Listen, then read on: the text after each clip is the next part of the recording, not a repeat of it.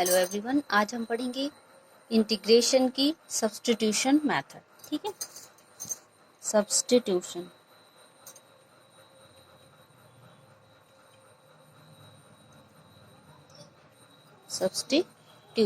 Substitution मतलब होता है रिप्लेस करना, एक वेरिएबल को किसी दूसरे वेरिएबल से रिप्लेस कर देना। ठीक है, इसको हम एग्जांपल से समझते हैं कि किस टाइप के एग्जांपल में ये वाली कंडीशन यूज होती है।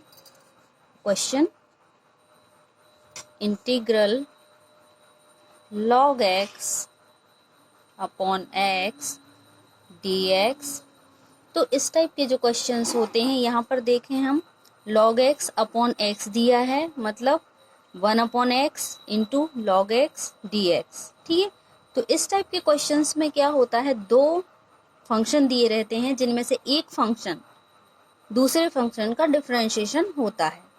ठीक है, जैसे 1 अपॉन x है, ये log x का डिफरेंशिएशन है। तो इसमें जो वेरिएबल होता है किसी, जैसे इसमें एक फंक्शन जो रहता है कोई सा भी, जैसे log x है, इसको हम दूसरे किसी वेरिएबल से चेंज कर देंगे, जैसे t से चेंज कर देंगे और फिर उसको डिफरेंशिएट करेंगे। तो जो पहला वाला जो फंक्शन है, जैसे 1 अपॉन x है यहाँ पे, तो ये मिल जाएगा हमें।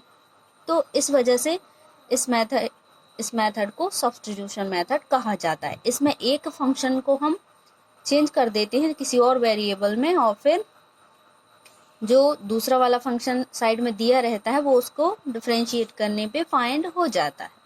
इसको हम सॉल्व करके देख लेते हैं तो ज़्यादा अच्छे से समझ में आएगा।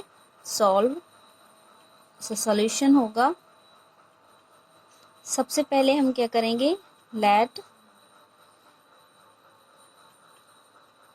log x, जो log x है उसे हम रिप्लेस करेंगे t से सब्स्टिट्यूट कर देंगे और उसके बाद इसको डिफरेंशिएट कर लेंगे। तो let log x equal t लिया, अब इसको डिफरेंशिएट करेंगे तो log x का डिफरेंशिएशन क्या हो जाएगा, 1 upon x into d x. ठीक है, इसको विथ रिस्पेक्ट टू t हम डिफरेंशिएट कर लेंगे तो ये हो जाएगा 1 upon x D x upon D T. t के रिस्पेक्ट में किया तो x का हो जाएगा dx अपॉन dt और log x का हो जाएगा 1 अपॉन x। ठीक है, ये हुआ। और t के रिस्पेक्ट में है डिफरेंशिएशन, तो t dt अपॉन dt हो जाएगा तो 1 हो जाएगा, t का डिफरेंशिएशन 1 हो जाएगा। ये हुआ। अब यहाँ से हम देखेंगे कि हमारा जो क्वेश्चन है उसमें क्या क्या दिया हुआ है, उसकी हम वैल्यू फाइंड करेंगे।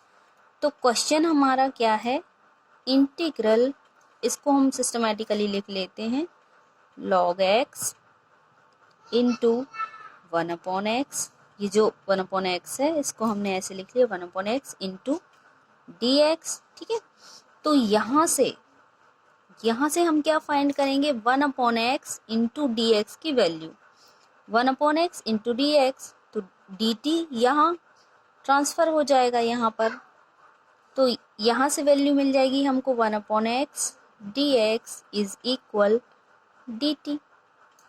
इस वैल्यू को और इस वैल्यू को, इन दोनों वैल्यूज को हम इस क्वेश्चन में पुट करके फिर इस क्वेश्चन को सॉल्व करेंगे, इसको इंटीग्रेट करेंगे। ठीक है, इक्वल इंटीग्रल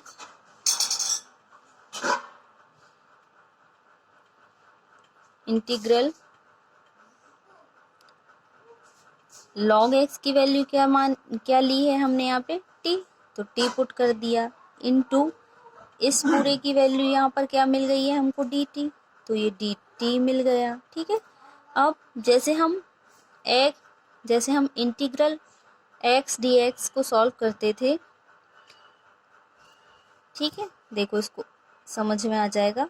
ये जो है t into D T integration है t के सापेक्ष, या इसको बोलते हैं विथ रिस्पेक्ट टू t। ठीक है, we are integrating t with respect to t, so it will be t square upon 2।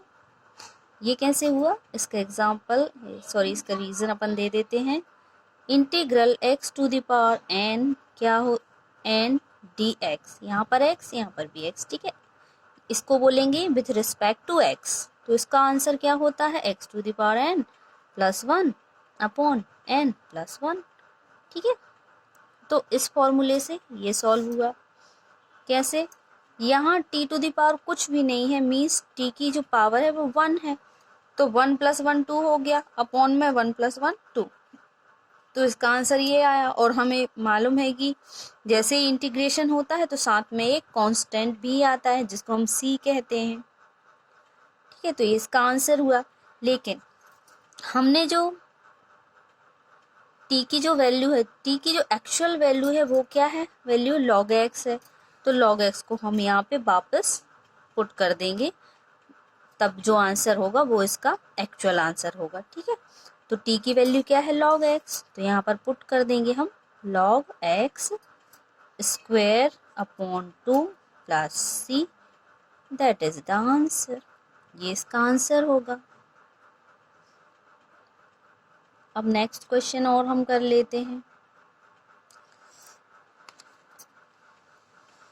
Next question है हमारा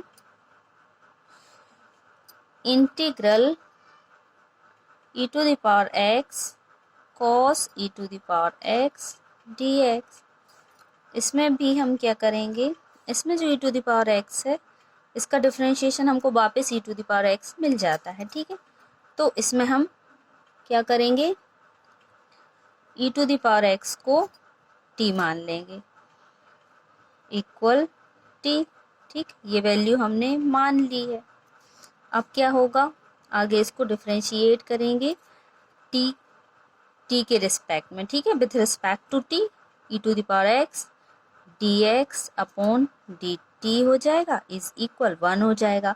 यहाँ से हम वैल्यू फाइंड करेंगे किसकी, e to the power x dx की, तो क्या मिल जाएगी हमको इसकी वैल्यू dt, तो ये पूरी वैल्यू ये यहाँ पर मिल गई हमें। अब हम क्या करेंगे, इसको हम सिस्टमेटिकली लिख लेते हैं, cos e to the power x into ये वाला e to the power x यहाँ पे dx के साथ लिख लें e to the power x dx। ठीक है, तो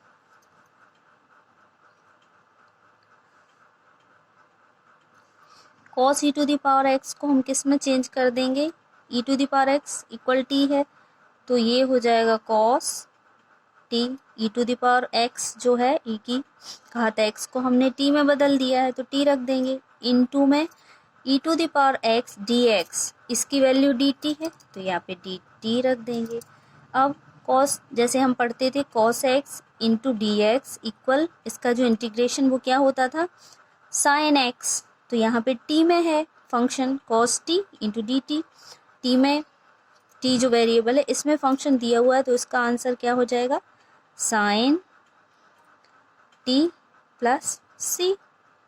ठीक है, लेकिन एक्चुअल आंसर कब आता है, जब हम t की वैल्यू जो हमने यहाँ पे पुट की है, जो हमने मानी है उसको वापस रिप्लेस कर देते हैं।